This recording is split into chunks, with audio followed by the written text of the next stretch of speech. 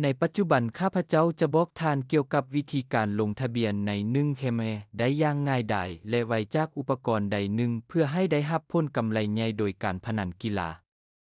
เปิดตัวท่องเว็บในโทรศัพท์หรือคอมพิวเตอร์ของท่านพิมพ์1เคมในแท็บค้นหาและไปที่เว็บไซต์อยู่ที่นั้นท่านจะเข้าไปในเมนูหลักเลือกปุ่มลงทะเบียนข้าพเจ้าแนะนำให้ท่านเลือกทางเลือกอีเมลเพราะว่านี้แม่นการลงทะเบียนอย่างเต็มที่กับการปกป้องข้อมูลของท่าน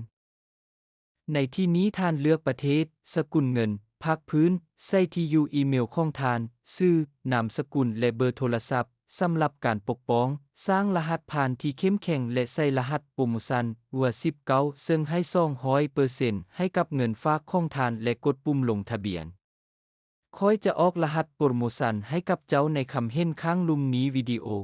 หลังจากนั้นตื้มเงินใส่บัญชีของท่านด้วยวิธีที่ง่ายและได้รับ200%ในเงินฝากครั้งทำอิฐของท่าน